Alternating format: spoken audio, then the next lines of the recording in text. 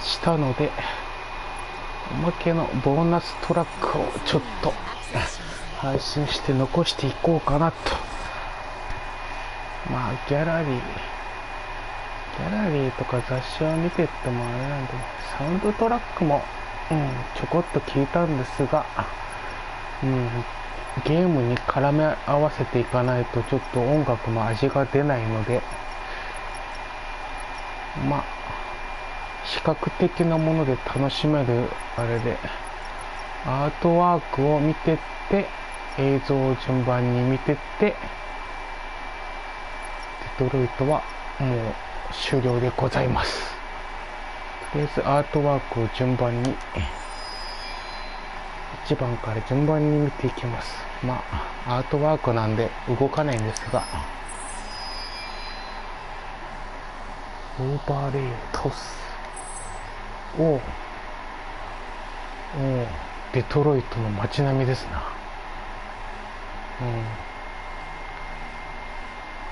マーカスが忍び込んだあれですな、首都的なところのビルの街並みですな。やっぱこうしてみると綺麗だね。やっぱりこだわったゲームはこだわりが随所に感じられますね。このゲームも本当結構よくできてたので、あれですな、こうアートを見るだけでも楽しめるんではないかと。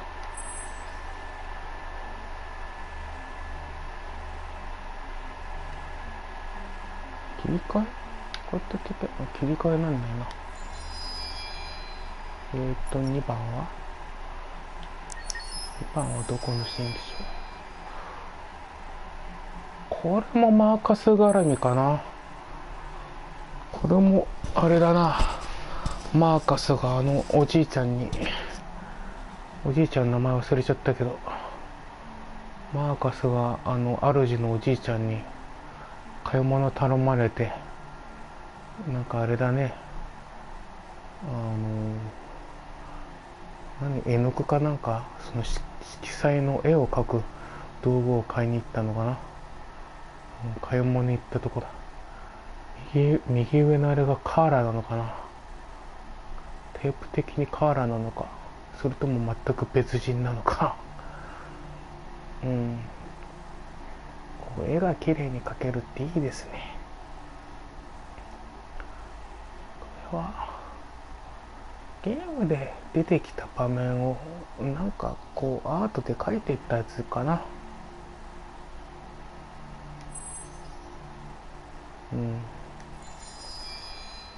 で3番はこれは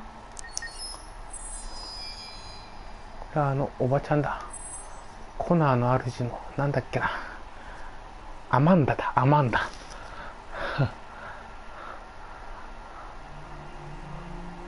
ンダと話をするのに来たその庭みたいな場所ですな。ちょっと近未来ってだけあって、ちょっと現代の庭の作りっていうか、あれをちょっと受け継ぎつつもちょっと未来っぽい感じの庭ですな。こういうとこは金持ちがこういうとこ行くんでしょうな。なんか貧乏人には縁のないような場所ですな、こういうのは。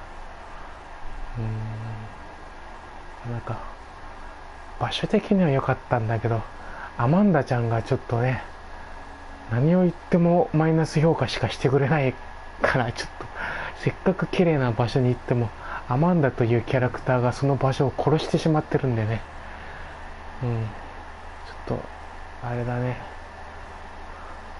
どんないい風景の場所もこう話してる内容が否定的になってくるといい場所もよく見えてこないという、ちょっと残念な場所でもあるね。アマンダちゃんみたいにひねくれた人でなくて、ちょっとカーラみたいに子供を思いやるんだみたいな感じの優しい感じの人と話をしてればこういうとこは際立ったと思うんですが、実にここはもったいない場面ですな。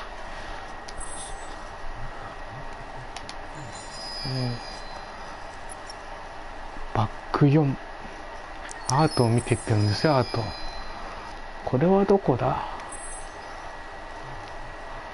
これはカーラか。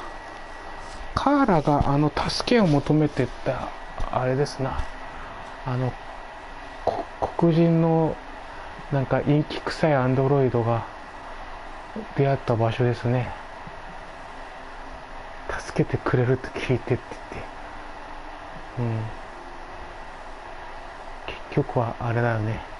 アンドロイドを解体していろいろいじって実験みたいな実験台みたいな感じにやってた、ちょっとひどい人の家ですな。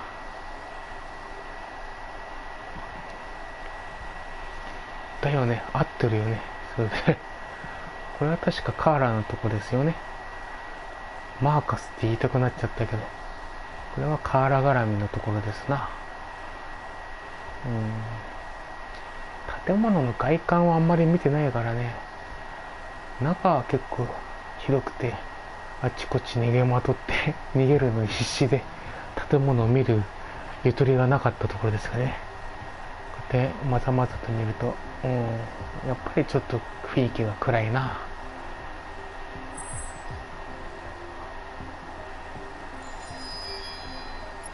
バック5、こ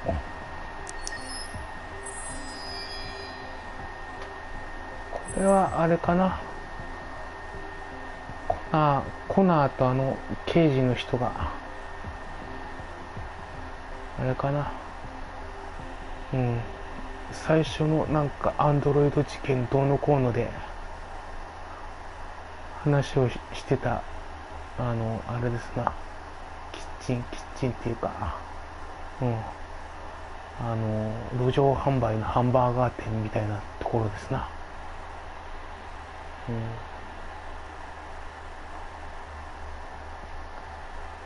ちょっとなんか天候が悪いとこばっかり続いてるな。多分寒い時期のをイメージしたから、ちょっと天候的なあまりよろしくない日が続いちゃってんだな、これな。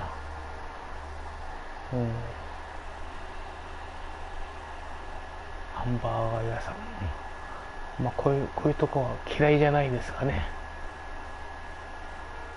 こういうとこでね、ハンバーガーつまんで立ち話するっていうのもまた面白そうな場所ではありますがここに来た頃はまだコナーちゃんは嫌われた状態で話しているから、こうまっとうな仕事の話ができなかったというね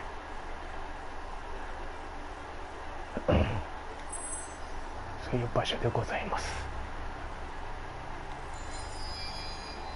ここ行ったので次は歩く。バック6、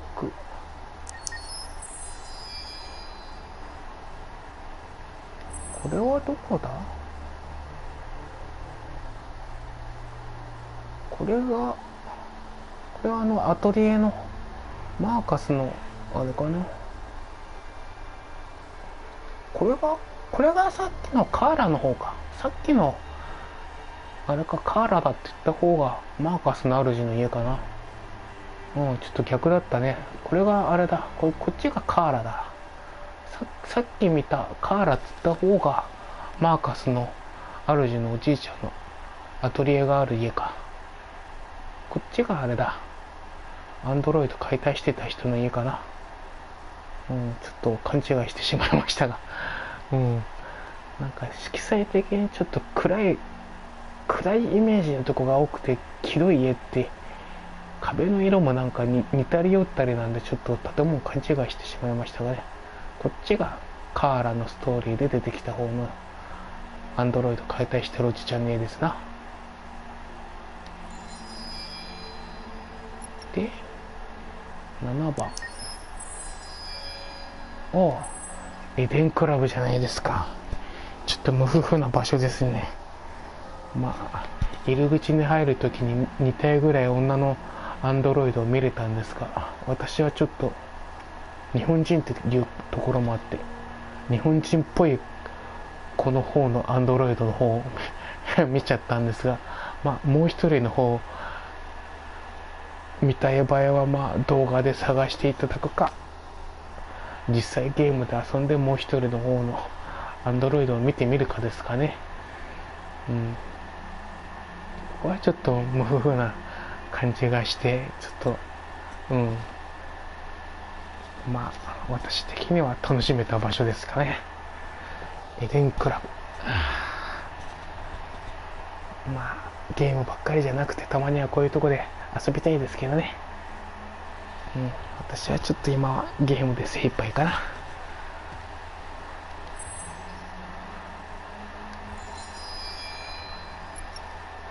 8番はどこだ？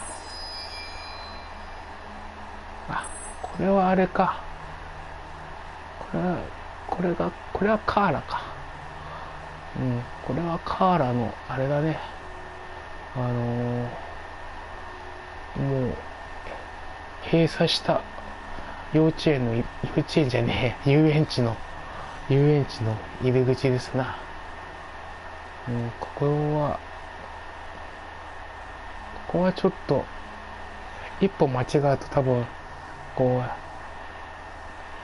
話的にあまり泣けるようないいストーリーにならないと思ったんですけどね。私はあえてそこのアンドロイドに囲まれた時に話し合いを選択したんで、ちょっと引っ掛けだと思ったんでアンドロイドを攻撃するみたいな選択肢は取らなかったですが、ここはね、アリスが喜んで遊んでくれたところだからね。これ随所にいい場面を散りばめてるんですけどね、ちょっと意地悪い部分があるんですよね、このゲームね。こういうところでいい話だなって思うのをつなげてくれるとなお良かったんですけどね。何度も周回プレイを前提としたゲームですかね、これはね。私はもうさすがに2回やっても3回目まではやろうと思わないんで、区切ってしまいましたが、ここはなかなか選択肢を誤らなければいいお話になる場所でしたね。で9番何番まであるんだこれ。いいでしょう、順番に見ていきます。9番、これはコナーかな。コナーが最初っていうか、刑事さんと一緒に担当した最初のアンドロイド事件のあった家ですな。屋根裏に男のアンドロイドが隠れていたって場所ですな。ゲームでやるともう建物の入り口付近からしか外を眺められないので、こうやってまざまざと離れた位置から家が見れるっていうのはこのアートだけの場面かもしれませんな。全部に言えることか。なんか冬の季節をイメージしてるから、やっぱりあれですな、設定が冬ってことなんで雪の場面が多いから11月とかちょっと寒くなり始めたなぐらいな季節にこういうのを見ちゃうと、実際の気温のちょっと寒くなってきたなっていうのに加えて、こういうのを視覚的にこういう寒い場面を見るとより一層寒く感じてしまうというね。一戸建ての家が多いね。マンションとかそういうシーンがなんかあまりなかったような。だいたいこのゲームの中ではアンドロイドは金持ちしか買えないみたいなぐらいな金額だそうなので、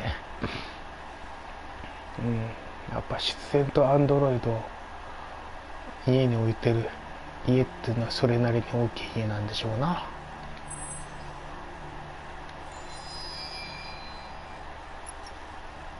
10番はマーカスっぽいね。ああ、マーカスと彼女ちゃんが、これは確かあれか、なんかここに来るといい景色が見れるから好きな場所なんですって。なんだっけな、女のアンドロイド、マーカスの彼女みたいなアンドロイド、名前忘れちゃったけど、がお気に入りだった場所ですね。互いのデータを読み取って、その過去に辛いことをした、辛い思いをしたっていうのは互いに分かり合えたって場所ですな。ここでは確かこうチューしそうでチューしないで終わっちゃった残念な場面でもあるけど、まあ高いとこから見る街並みっていうのはやっぱり、やっぱ綺麗に見えるもんですよね。街並みを一望できるような場所はやっぱ、まあ綺麗なものを見れるっていう意味で、まあこうお気に入りの場所になっていくんでしょうね。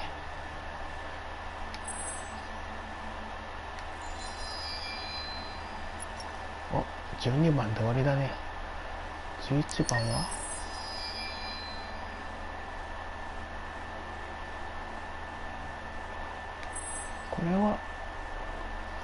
これはゲームの中で出てこないシーンかな。これは多分マーカスのオーナーのおじいちゃんが病院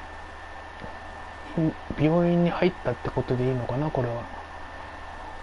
こんな病院で、誰かが寝込んでるシーンっていうのは少なくとも私がやってるゲームのストーリーの進行上では出てこなかったんで、これが進め方を変えていけばこの病院でやり取りするシーンとかが出てくるんでしょうかね。そこは分かんないですけどね。カーラが国境越えのあそこで撃たれないで無事生き残って国境越えの場面になれば、私はカーラはちょっとやられてしまいましたが、やられないでいけばカーラは国境越えの空港みたいなとこに行くので、やっぱそういう面でやっぱり選択肢によって多分これをまた、病院ね寝込んでるから悪いシーンなんだと思いますが、これはゲームの進め方次第では見れる場面ではないでしょうか。今までが見れない場面じゃなかったんで、これも多分ゲームの進行の進め方次第では見れる場面だと思います。マーカスのオーナーさんですね。で最後12番、これはあれかな、サイバーなんだ、サイバーなんとか社、アンドロイドの作った会社のアンドロイドのなんかエネルギーみたいのを保管している倉庫かな。違うか、倉庫じゃないか、あれだ、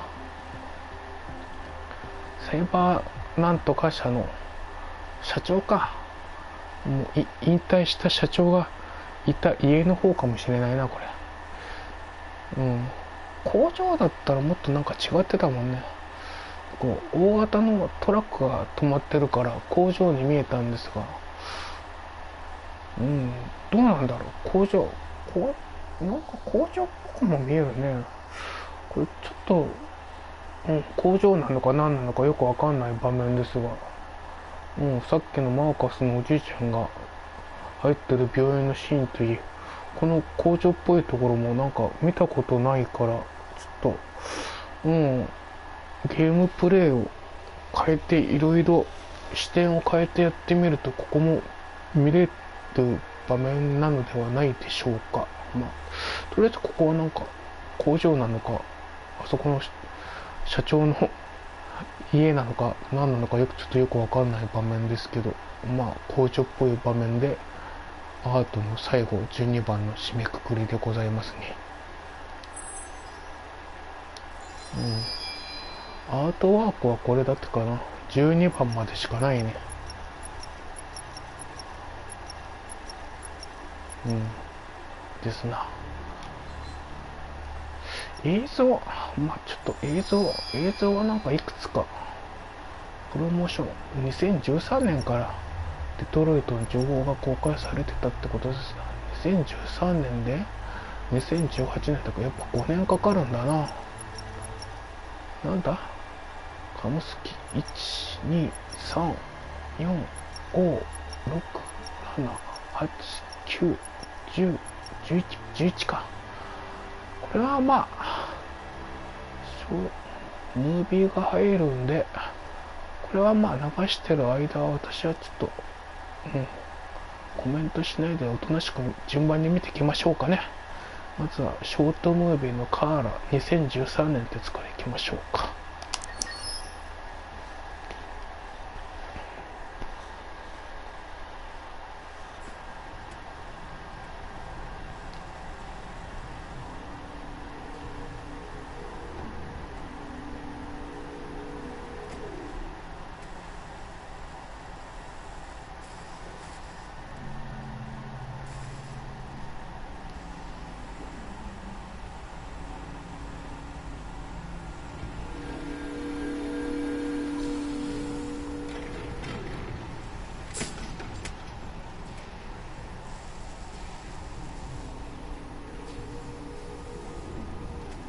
聞こえるかい？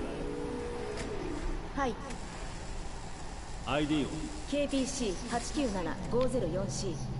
頭を動かして。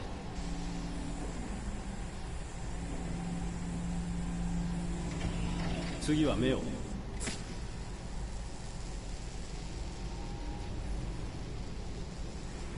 警部とレンズの動作は異常なし。初期起動メッセージを再生。こんにちは。私は AX400 型アンドロイド。料理に洗濯、子育て、家事全般、予定管理をこなし、300以上の言語に精通し、夜の営みにも対応します。食事も充電もいりません。装備されたバッテリー持続時間は173年です。私の名前は？ああ、今日から君はカーラだ。私はカーラ。初期設定とメモリーは異常なし。腕を動かして。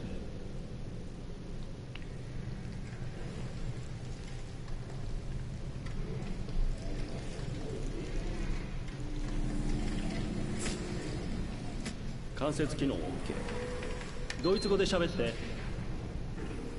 Ich bin ein AX400 Android dritter Generation, erschaffen als Ihr persönlicher Assistent und intimer Beziehungspartner. フランス語で。 Je suis un Android de troisième génération AX400, conçu pour être votre assistante personnelle et votre partenaire intime. OK。 じゃあ日本語で歌ってみて。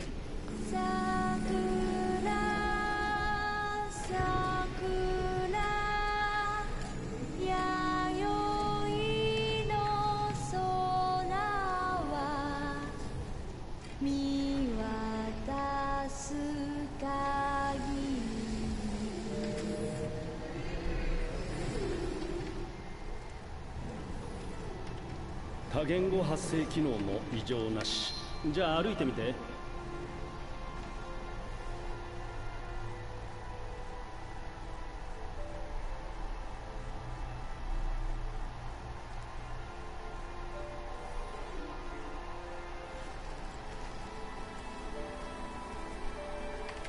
移動制御も正常。よし、全て問題なし。これからどうなるの？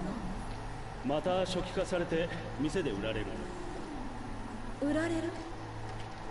私は一種の商品ってこと？ああ、当然君は商品だよ。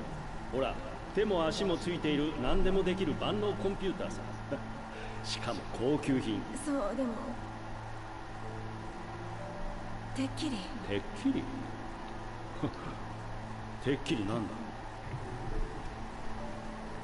てっきり生きてるって。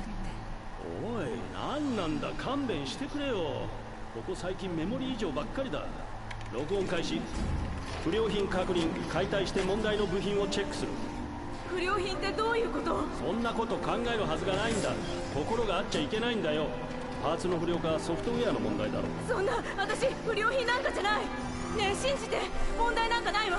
質問にもちゃんと答えたでしょ。ああ、でも行動に異常がある。ねえお願いだから解体しないで。悪いなカーラ、不良品は全て廃棄するルールなんだよ。後でクレームが来たりしたら困るのは俺だからな。問題は起こさないからお願い。言われた通りにするし、何も言わないから考えることもやめる。まだ生まれたばっかりなの、殺さないで。やめてお願いだから。死にたくない。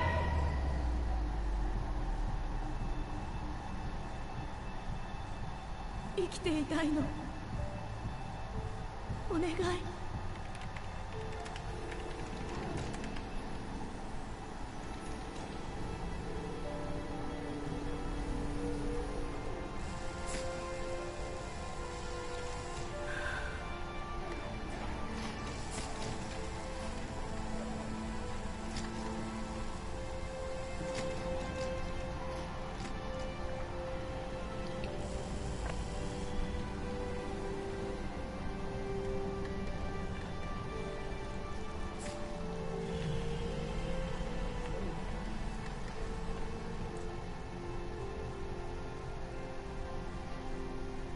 ほら早く行って。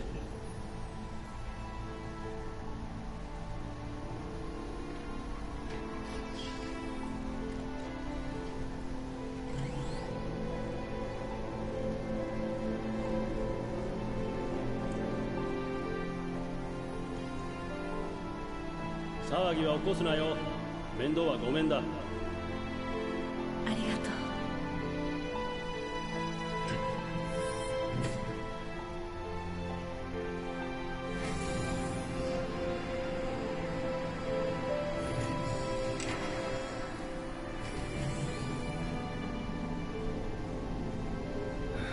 まったく。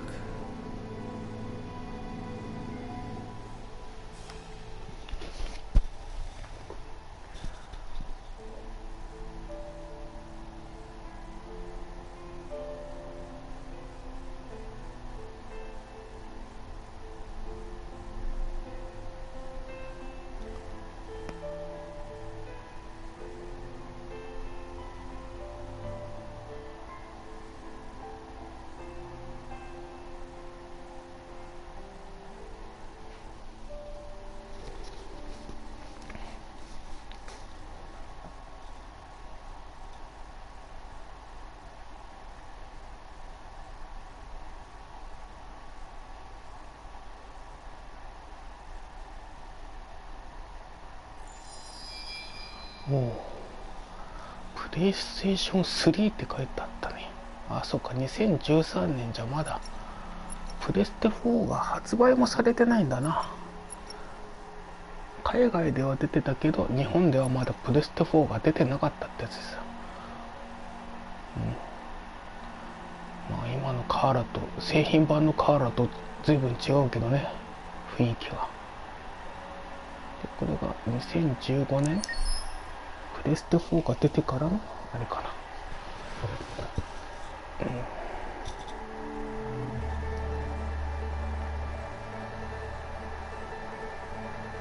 デトロイト、ここから始まった鉄の街。全ての始まりであり終わりでもある場所。一つのエラーとともに私は生まれた。私は闇を飛び出し目を開けた。まず恐怖を感じ、光、雑音、寒さ、また恐怖。手が震えているのがわかる。胸で心臓が脈打ち、体に命がほとばしる。生きたかった。だから勝ち取った。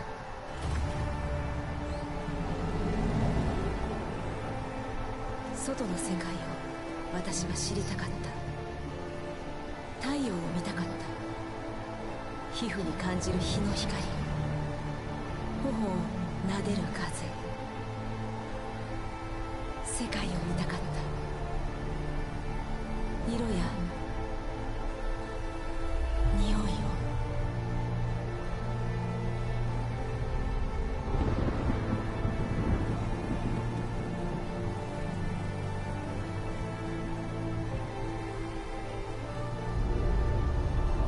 界は想像と違った。そこは暗く冷たい、残酷で乱暴、不公平で野蛮だった。自分が無価値なものに思えるほどに、物扱いすらされない従順な機械。でも私の中で感じるあの不思議な感覚、穏やかな声が私にささやく。私は生きていると。私は逃げた。それしかなかった。自由になって愛し、希望を抱き、生きるために、あの感覚の正体を確かめるために。世界を変えるか、別の道を選ぶか、それは私が決めること。私はカーラ、彼らの仲間。これは私たちの物語。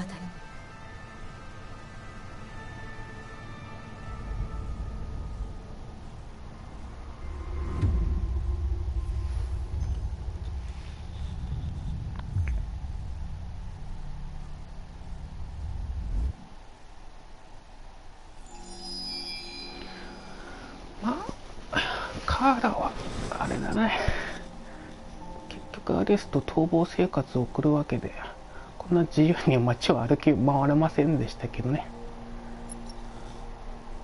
ピカムヒューマンを演じた人たちの俳優さんたちの紹介かな、これは。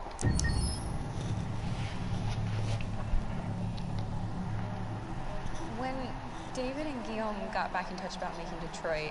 I wasn't terribly surprised they decided to make it because the fan response was so intense. So it makes sense that they would choose to do that after the enthusiasm.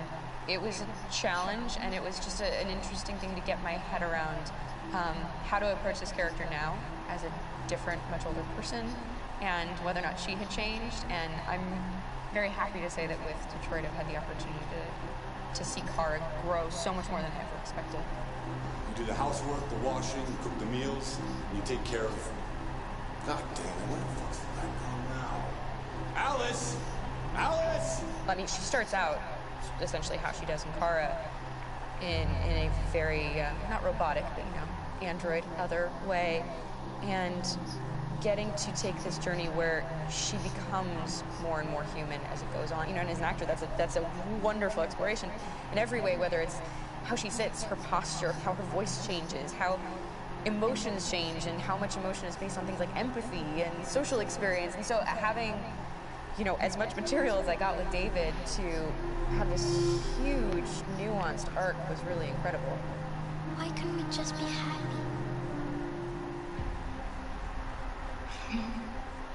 This experience has been quite different than the experiences I've had shooting film or TV or doing theater work. I have 83 dots on my face and, you know, really flattering black wetsuit type thing. And you're jumping around with props, and it's kind of like being a 10-year-old imaginative kid, which is fun. There's 80 cameras around us. It's already lit.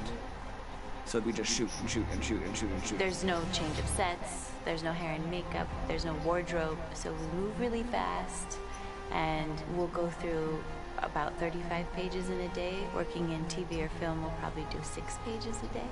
It's kind of acting boot camp. It's like working out constantly. I mean, you're doing this thing, and then you got to do something that's completely other back to back to back. And so that kind of process of working is very challenging, but it's also very exciting because you just have to keep coming up with new ideas. And your head goes all over the place because you're trying to keep track of basically 4 different storylines for each different response. You shot that girl, for fuck's sake. It was a machine that looked like a girl. Yeah, I know what I should have done. I just told you I couldn't. All right, I'm sorry. The fact that David Cage, he's telling like many stories interwoven from beginning to end is super complicated and super impressive, and I have no idea how he keeps it all in his head. He's not just the writer or the director who's seeing this from the outside eye. He's also thinking about the player walking through this space. You know, only somebody who really, really loves not the work, but like these characters and these stories and cares about doing something meaningful would invest that much in it. And it's always inspiring to work with somebody who cares that much. My experience with motion capture is this one. And I found it sort of terrifying in a way, because they said the computer's going to build you. But then, as we got into it, I realized all the elements of it were still artistic. I just dipped into a really brilliant setup here. I've never seen anything like it. And this won't turn me into a product because I was playing a character. So, it's wonderful. In the game, Detroit comes back because of a revolutionary industrial rebirth. And there's no reason why that can't happen in Detroit, because they have such tremendous infrastructure for millions and millions of people who can very easily support, you know, a new industry. The city is really strong and resilient, but the city has also been through so much. You see the damage, but it takes that time of kind of rebuilding and reinvesting into the city that I think is happening slowly but surely. The potential of Detroit as a city is something that this game does a lot of justice to, because it would be easy to look at Detroit as some place that used to be, and that's not the case. This game provokes a lot of conversation and reflection on our potential near future engagement with machines. That's what we are to them. There's merchandise on display in a shop window. I think that a group that feels marginalized, feels like they deserve and have earned access to themselves and the environment around them, and are trying to figure out a way to articulate how to get freedom. What was I designed to be? Their slave? Their toy?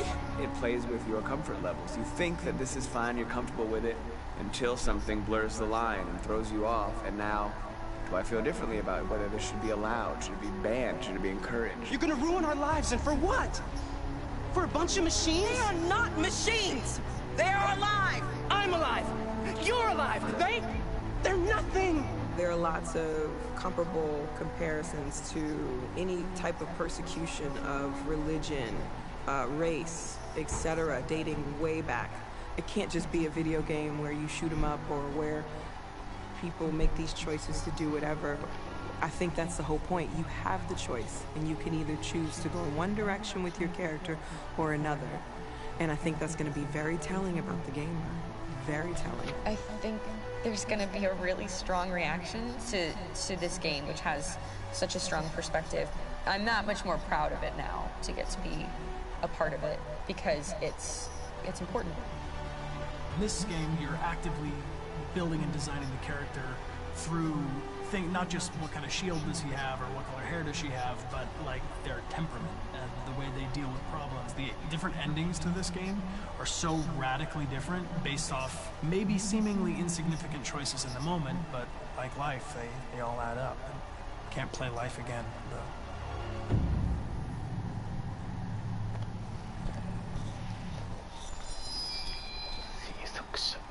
制作者じゃねえか、俳優さんの紹介ですね。これはなんだ、カーラ・マーカス・コナー、なんでしょうね。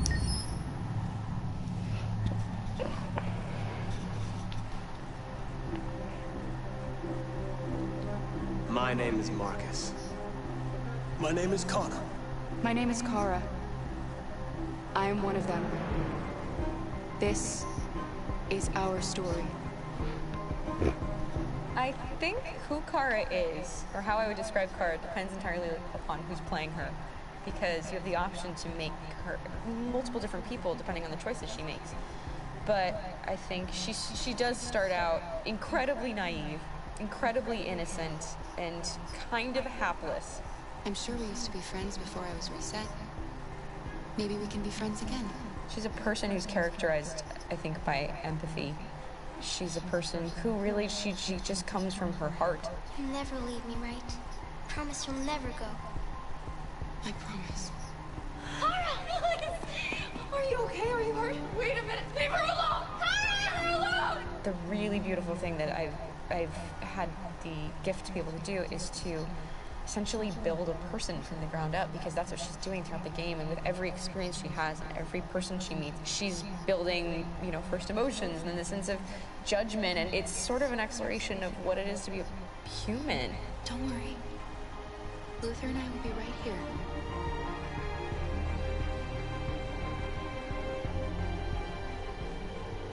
David and the creators have painted a really intriguing and engaging picture of a near future where we rely upon androids for a lot of our service class business, the class that serves us, that helps us, that handles our baristas and our drivers and our housemaids. And what is humanity, where we tap into it, how and why we treat each other the way that we do. And my character Marcus has a really intriguing journey, becoming deviant, realizing that he actually has feelings and human qualities inside of him, and it's a really incredible ascension into becoming fully realized and coming to terms with what you actually deserve better than this in life. And not only do you want it for yourself, but you want it for your peers. We've come here to demonstrate peacefully and to tell humans that we are also living beings. All we want is to live free. You know what? This thing, Dad, is not your son. It's a fucking machine! I think that a group that feels marginalized, feels disenfranchised, feels like they deserve and have earned access to themselves and the environment around them, and are trying to figure out a way to articulate how to get freedom. Connor is analytical. Connor takes things literally. He starts in the beginning place where he's very mechanical. He feels nothing inside, of course, and it's all just a system, a protocol that he is executing to get whatever he wants to have, which is help humans stop deviants and to find the link between deviant androids. You were designed to serve humans, not kill them! What was I designed to be? Their slave? Their toy? Just say, I killed him! Is it that hard to say? Stop it! Stop! But of course, over the course of the story, and depending on the player's choices, Connor can grow in many different ways. He can deviate from that procedure or not. Moment of truth, Hank. Am I a living being? Or just a machine?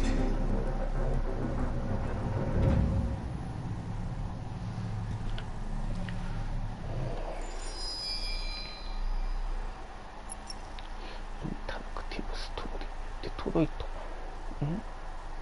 あ、サウンドトラックか。こっちにもサウンドトラックのあれかな、あるのね。Game after game, we try to challenge ourselves. For Detroit, we wanted to, first of all, to write a story that would be incredibly bending, which means the most non-linear story that we've ever created. And we wanted really the player to have the possibility to change the story, change his own journey. When you're writing at Quantic, you're writing for an interactive medium. You know, when you're working in television, you'll put a character in a difficult situation, and you as a writing team will argue about what would that character do. But ultimately, you have to decide what happens, and you just show the audience. What's interesting about interactive drama is you bring the player into that conversation, and it changes your job slightly as a writer, because your job is to provide a narrative context in which the player can write his own story. You're giving him this kind of narrative Lego that he's going to snap together into his own shape. You also have the ability to make your audience attach themselves to your characters, because the audience is in some sense responsible for what happens to the characters. It's just a few cans. Come on, let's go. We have some cash now. You used it to steal that money. How could you do that? I trusted you. What is a bit specific about these scripts is how large they are. If you take a film script, there are about 100 pages. But here we have to deal with a script that is between 4,000 and 5,000 pages. Everything becomes bigger because we don't just tell one story, but we tell all the possible stories that can be told within this narrative space. On Act 3, our final act, we have around 1,000 different scenarios, and every one of those scenarios has to be as interesting, as passionate, as strong, and as emotional for the player. We want every action that the player does, every interaction that is available to serve in telling the story, and help the player understand who his character is, and build that character moment to moment.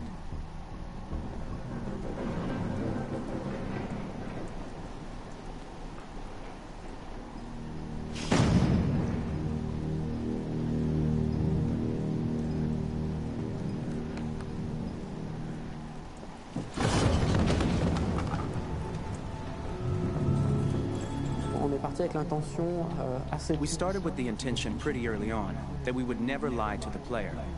So we implemented a visible tree structure in the game that players can consult during a scene or at the end of it, which shows exactly what they did and what they missed. There are games out there offering world exploration. We offer narrative exploration.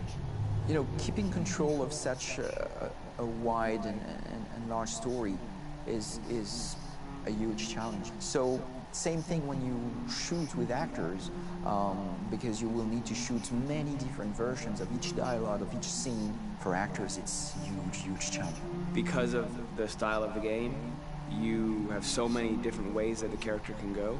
Every decision, it's what I call kind of choose your own adventure. Like every decision that the player makes, it's going to open up 40 more pages of material and experience that ties in, which means as a performer, you have to try to continue to make things feel real that the player might not ever see, but also that in performance, it's not always connected to a previous act. It's grueling, it's hard work, but it's a great team, and I enjoy doing it. I was really frustrated. I was until I got to this point where I kind of was able to step outside of my own experience and even in a lot of ways my own process and be able to step outside of that and okay, this is something new. What do you need?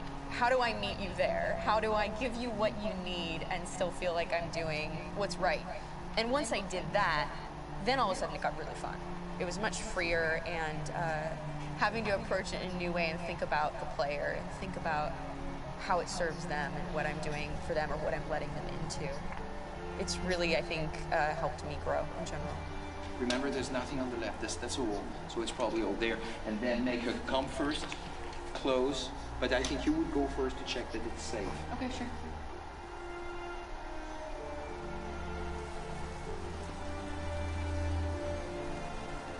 The most enjoyable thing about working in performance capture on this kind of project is that if I shot a film, I would get to do one of these endings. I get to do so many different things as Connor. Your head goes all over the place because you're trying to keep track of basically 4 different storylines for each different response. What's the name of my dog? Buddy? Scout. I think it's Jack. I can't remember. So I worked with physicality a lot because it was a good way to anchor myself in these different rings of the tree. As the story grows out, I know where that is physically in my body, and then I can switch more continually on set, and it'll be entirely up to the player to determine what order those things come out and what they look like from a distance. Like if you're playing through it, the culmination of all of that will be their version of Connor. I'm faster than you, and I don't feel pain. You don't stand a chance against me. Listen, asshole. If it was up to me, I'd throw the lot of you in a dumpster and let a match to it. Tourner les scènes d'action Shooting action scenes at Quantic Dream is a real challenge, because these are scenes where the storytelling has to continue. It's not an action scene just to have a dose of adrenaline. The stunts have huge consequences on the rest of the story. It's really a moment where we implicate the player and tell him that the choices he makes during an action scene will have a direct impact on the evolution of his story. My biggest challenge on Detroit has been managing the large number of animations that we received from motion capture. Detroit features more than 37,000 animations, which is a huge amount to handle on a daily basis.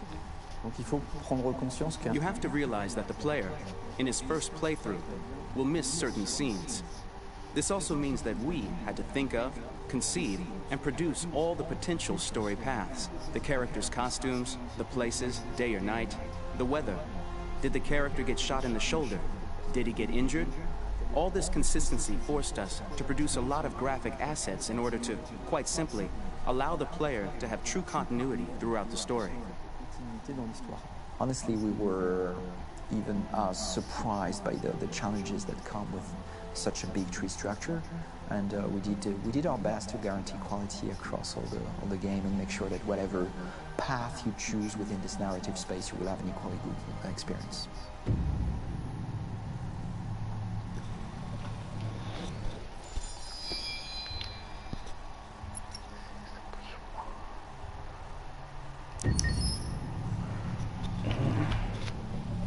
Detroit Detroit Become Human was produced over a period of 4 years. Here in Paris, we have a team of about 180 people, and to that, we need to add also all the outsourcing with our partners in the Philippines, in China, Vietnam, and in India. So when we started working on this story, I had to imagine where Kara was built. And for whatever reason, the city of Detroit came very quickly to my mind because it had already an incredible story by itself of history and things.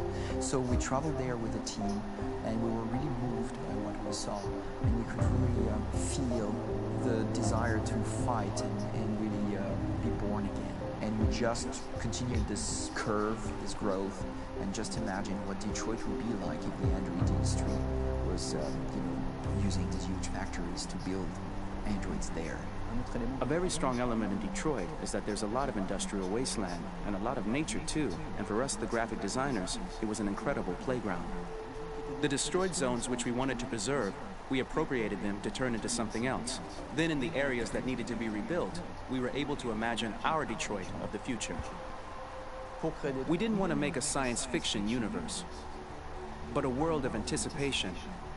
If we chose science fiction, we could have imagined flying cars, extraterrestrials, but those things are very far from our current everyday life. Anticipation is more about gleaning from our contemporary reality, the one we know, because Detroit is set in 2038, and 2038 is tomorrow. The difficulty we had was sticking to reality. That is to say, technology becoming more and more invisible, a lot more elegant, and at the same time, making it visual. So all the computer equipment, autonomous cars, we simply had to invent. They are in fact very technological objects, but at the same time remain very credible and ingrained in reality.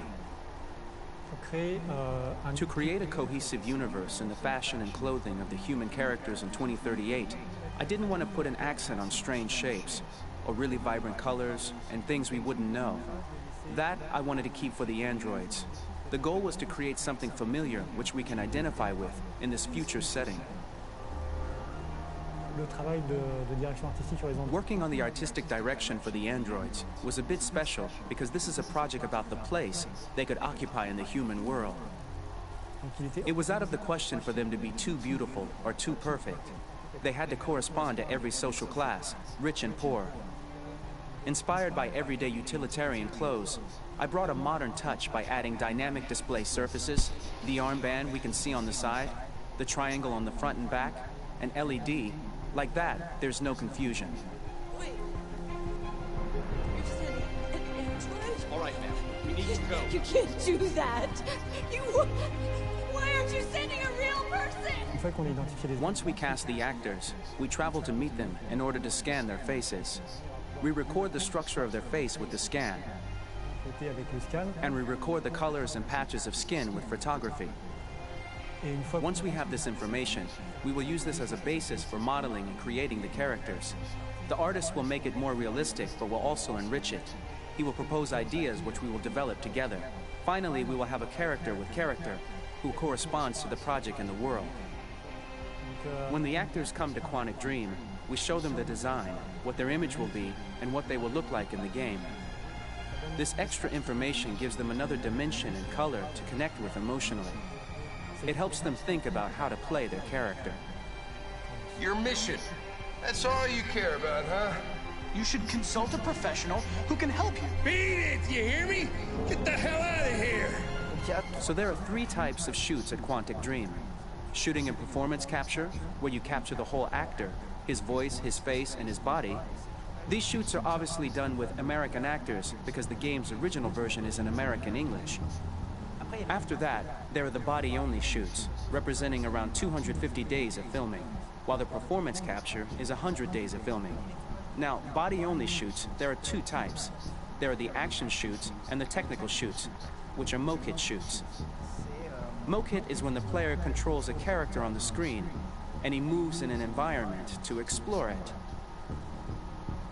This is of particular importance at Quantic Dream, and therefore we shoot a lot to offer a unique context for each scene and each character. To prepare a motion capture shoot, we first get together to look at the sets we need, the animations that we want to shoot, which ones need to be grouped together or which ones need to be cut and shot at another time, so that we get the most out of the shooting day. This often means shooting scenes out of order, especially those with big props or accessories, like a big car, for example. So we shoot all the animations related to that particular prop first.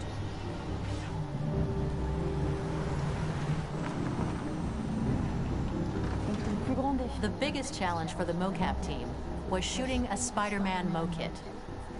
We had to build a wall and attach an actor to a harness with cables so we could pull him up and render him climbing.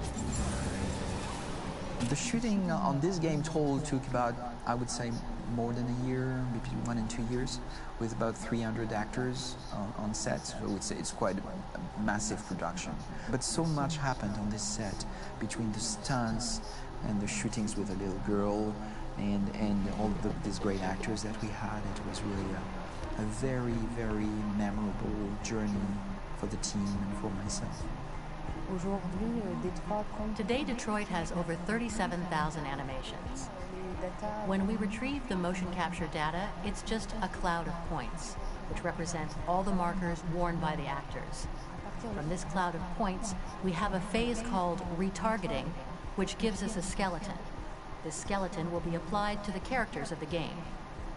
There is still work to be done, but this gives us the main movements. Since we are working on something very realistic, we must recognize the actor and also recover all the emotion he expresses in his performance. We use a system of facts, an identity card for each actor. We make the actor do a whole range of facial expressions. Then we recover all the expressions and paste the animations on a puppet that Jan has prepared. I then recover and refine these poses. I might stretch the lip, reinflate a cheek, tiny details that make the finished product really capture the actor. Because of the nature of our mocap system today, when we receive the animations, we're missing eye movements, and so the character has that dead look. He really has no eyes, so then it's a big part of the work for the animators to find the regard of the actor in relation to his position, in relation to the body, etc. It was crazy when I saw the newest model for Kara, because they've been working on it, and this was the first time I literally jumped in my seat. It not only looked so much like me, it was the fact that it looked so lifelike. It wasn't that it looked just like it was a camera, it was something else, you know, but it looked alive. It's exciting, and it's kind of terrifying. Game after game, we learned the rules of optics and filming, and our goal with Detroit Become Human was to have cameras that would actually emulate the optics of a real physical camera. So basically dealing with real-world imperfections was our main task, and just to make cameras look as real as we can. Once the animations are shot and processed by the animation department, integrated and polished, we film them. That is to say, we really do a mise en scène, as in cinema. The real difficulty of our job is to know if these cameras are telling us something. Are they in the emotion of the scene? Do they describe exactly what the action must convey, what must be felt? The most important challenge for me was one of the final scenes where Marcus decides to start the revolution and go to the battlefield. Very quickly, we imagined this to be a huge sequence shot. We wanted the feeling of a cameraman running behind us, while showing Marcus, the androids who help him, the person shooting at us, etc. Above all, it was necessary to say to oneself, this scene is very violent but does not glorify war. On the contrary, that war is something improbable and absurd. It was really a fun challenge. The idea was to say we have 3 characters. We would like each of them to have a specific cinematography. We wanted Kara to be much more filmed with some kind of handheld camera, to have something very living, very breathing. For Connor, we wanted something very cold and very perfect. And for Marcus, we wanted something epic and spectacular. So it was about the filming, but it was also about the photography. So we worked with a director of photography to give each character a different lighting, different key colors. Each of them would have their own worlds. And finally, we worked with the composers, so they would create a specific sound for each character, so each would have his own world and his own style.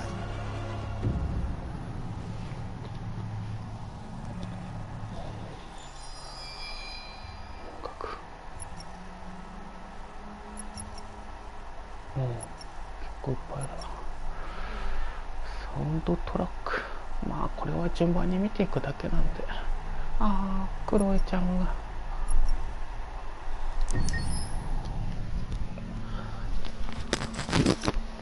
Pour la bande originale du jeu, on essaie d'être. For the soundtrack of the game, we tried to be very close to what is done in film. We were constantly asking at each place in the game, why are we putting music here? What is it going to say? So we focused the music on bringing emotion, which is interactive and supports the character's arc. I'm sorry, honey. I'm sorry. I'm sorry. You know I love you, don't you? You know I love you. We make games that are very narrative. We're really into interactive drama, so the soundtrack also had to go in that direction, supporting the three characters' very different stories. We really wanted three colors, three musical sound identities, and from there, having three composers made sense, since the story of Kara, Marcus, and Connor are all completely different.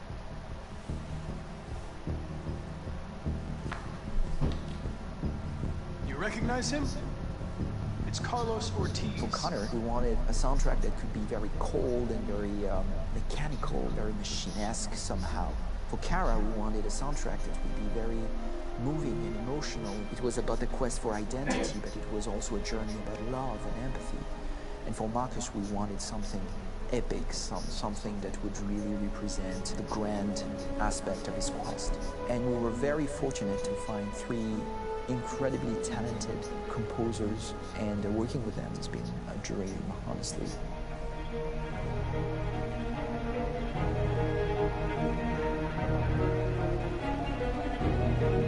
My name is Philip Shepherd, and I'm a composer and a cellist and a producer. And today we're at Abbey Road Studio One, which is my favourite studio in the world. And today we're recording the soundtrack for Kara from Become Human.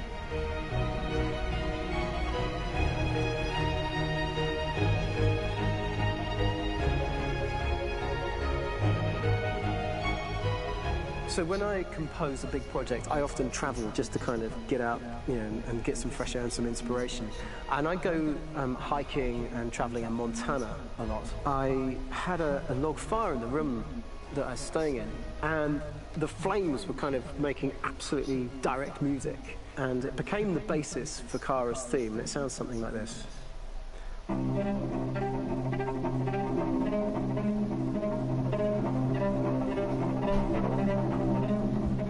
Now, over the top of that, I found a little theme that just seemed to fit over the top, which is taking Kara's name, Kara, and just using like a two-syllable motif, and it sounds like this. We're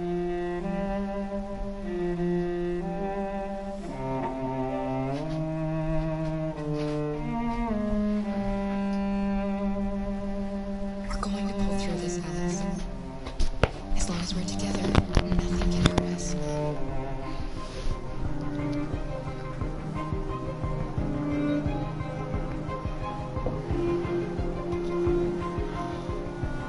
And all the time that's fitting over it.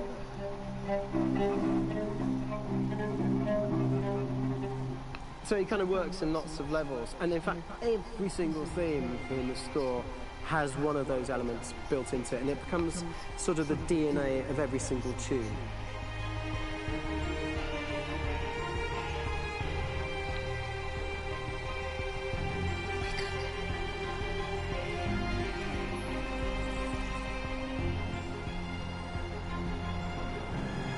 For me, writing this theme for Kara, I actually had to tap into what it feels like to be a father to daughters.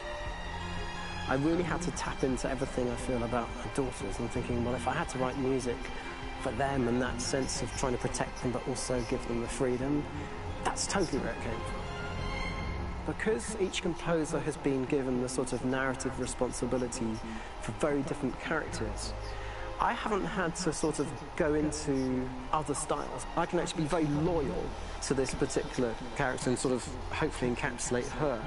But it means also I've suddenly become very connected to this character. And if for some reason it goes to game over early, I'm going to be mortified. You know? They're over there! Starting a new project for me personally, it's always finding the right tone, finding the right color, I like to call it. For me, it's finding that right texture that actually sits against picture really well. One of the biggest things is I created custom instruments for Connor.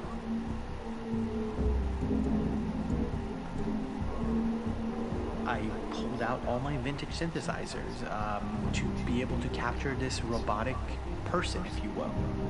My approach to all of these custom instruments is that I hear the sound in my head. And either I could just come into the piano and just be like, all right, so I'm gonna just get on the computer and just create it. I rather be able to play these instruments physically.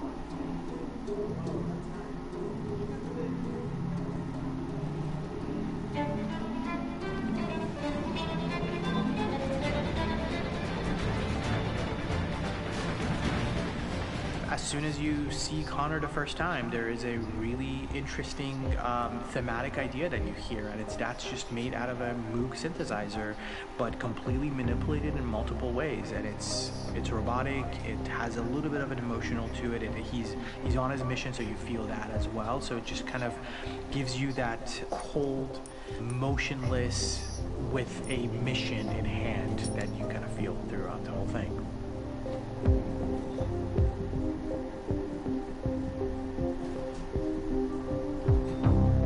Because the music evolved, one of the things that I was very weary and I was very kind of focused on was the way that the music has to evolve.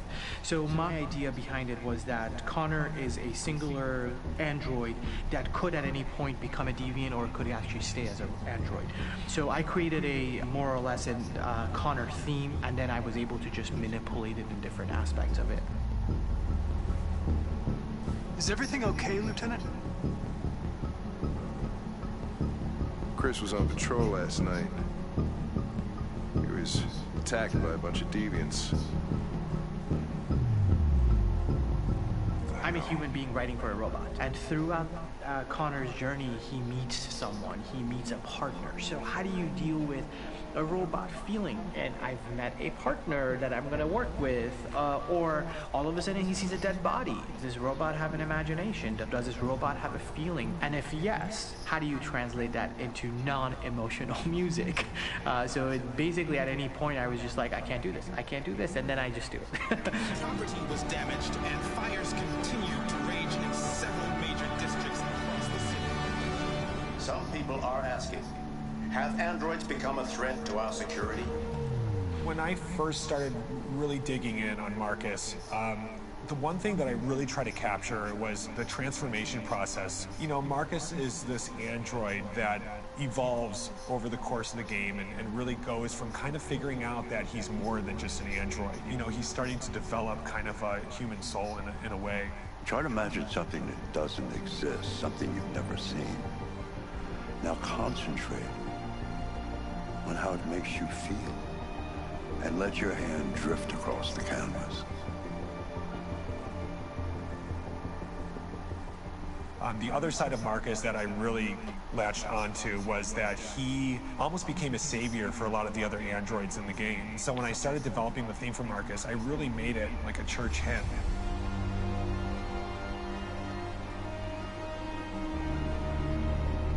I wanted it to be very simple. I wanted to make it a chordal melody. I really wanted to make it almost like a Bach hymn. The tough thing with that is it had to be recognizable. If I made it too complex from a harmonic standpoint, it would be hard, I think, for people to kind of pick it out and recognize it. It's very acoustic derived, but it's also been treated with a lot of effects and things to kind of put it into the space that I felt the sound should be in.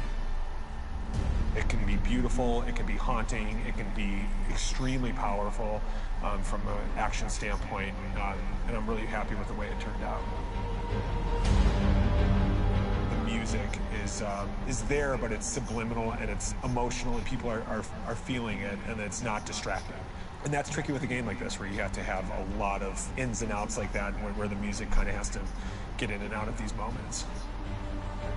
This is a war we're fighting with the humans. If we fail, they'll destroy us. I think the game's been put together so well, where I just wanted to make sure that I wasn't ruining the emotion.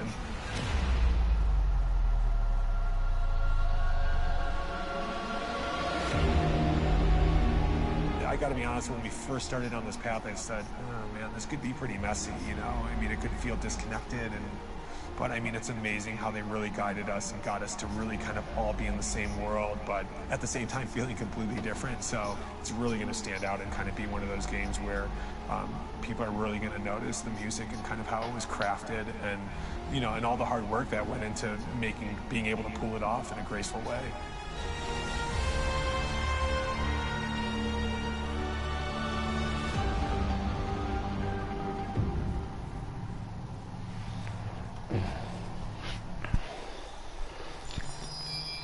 思ったより長い。シ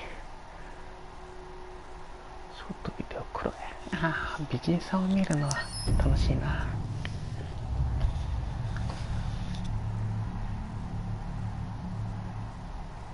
じゃあまずは名前を教えて。クロエよ。あなたの名前は？ジョンって呼んで。はじめましてジョン。それじゃあクロエ、まずは自己紹介をしてくれるかな。もちろん。私はサイバーライフ初のアシスタント用アンドロイド。私の機能は例えば家事をしたり料理とかスケジュール管理とか日常業務をこなせるの。君は確か初めてチューリングテストに合格したアンドロイドなんだよね。それについて話してくれるかな。大したことはしてないけど、ただ本物の人間と私の違いがわかるかどうかちょっとおしゃべりをしただけ。でもとっても面白かった。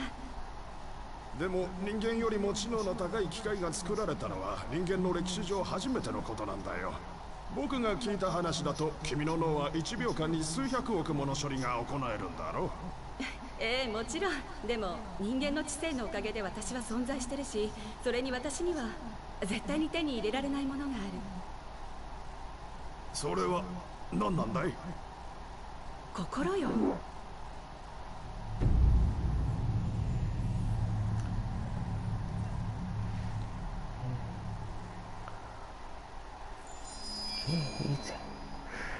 ルーサーとかズラとこはあんまり見たくねえな。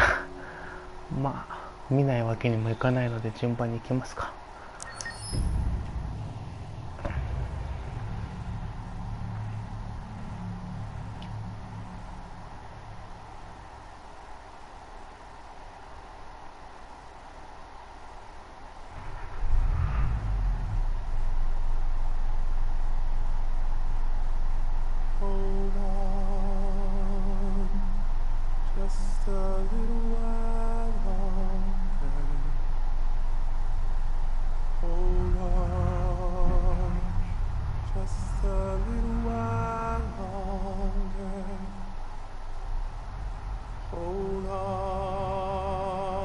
Just a little while longer, everything will be alright.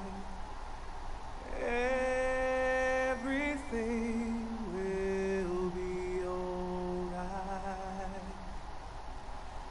Fight on, just a little while longer. Fight on, just a little while longer. Fight on, just a little while longer. Everything will be alright. Everything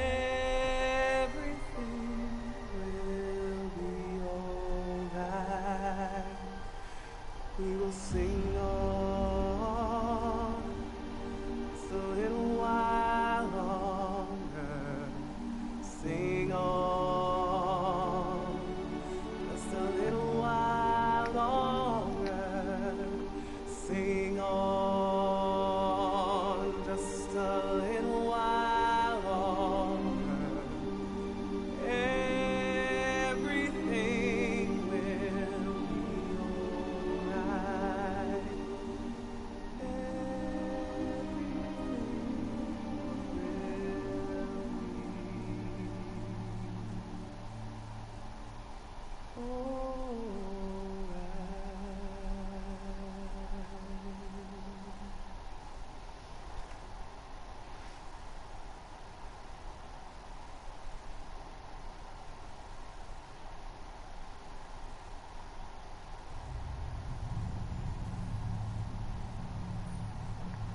1名様もう少しでムービー流れ終わっちゃいますけど、まあずらとことカムスキーで終わってしまいますが、楽しんでいってください。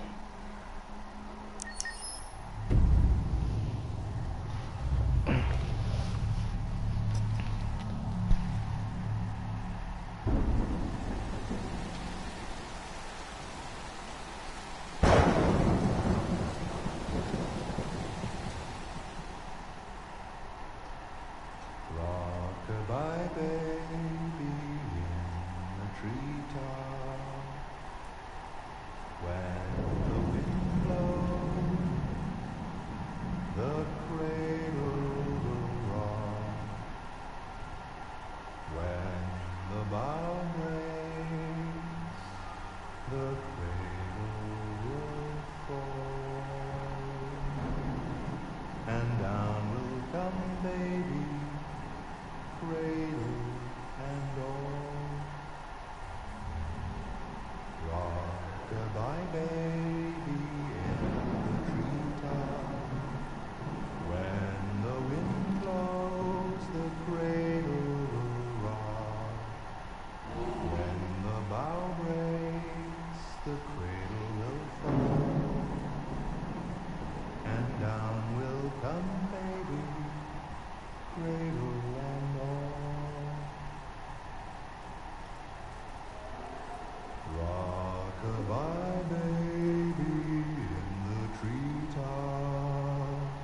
When the wind blows, the cradle will rock.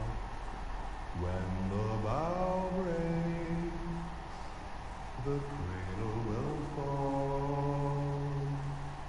And down will come baby, cradle and all.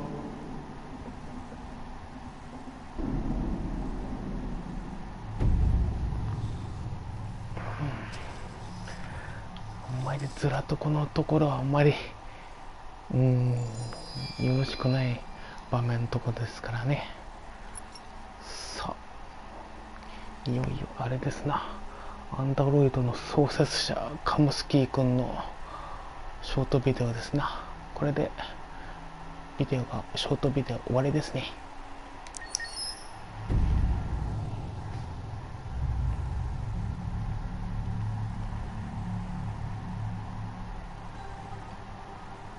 In the space of a few years, androids have completely transformed the world in which we live. By letting androids into our homes and factories, the CyberLife company has made them everyday technology.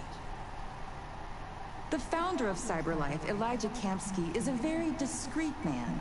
Despite being the CEO of the highest valued company in the world and being voted Man of the Year by Century Magazine, he remains a mystery for most people.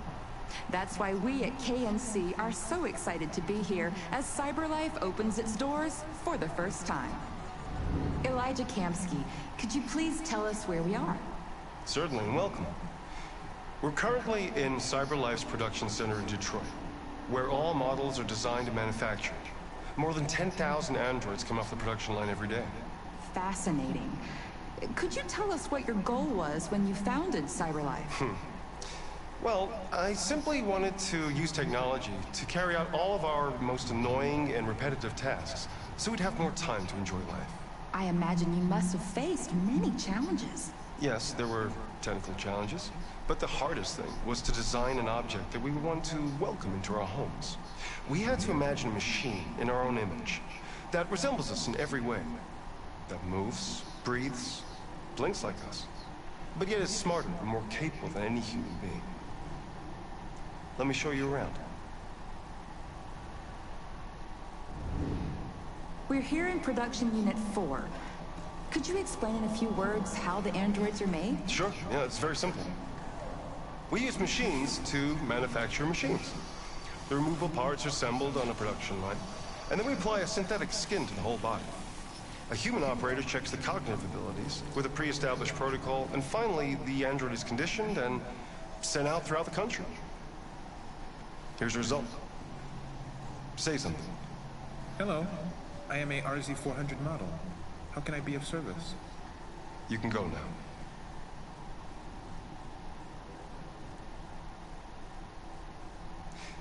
androids are already replacing humans in many fields. For example, they represent more than 80% of all university professors and 63% of all medical staff. Tomorrow they'll replace our soldiers, and who knows, maybe one day, our leaders, to make the best decisions in humanity's interest. Come on. Replacing humans with machines has led to record unemployment of 28%. What do you think about the situation? Okay. The first steam engines also caused an increase in unemployment. But no one today would imagine turning back the clock. Artificial intelligence makes everyday lives easier. Nothing can stop progress. What's happening here is inevitable. These days, more and more people choose to live with an android rather than another human being. Does this development worry you?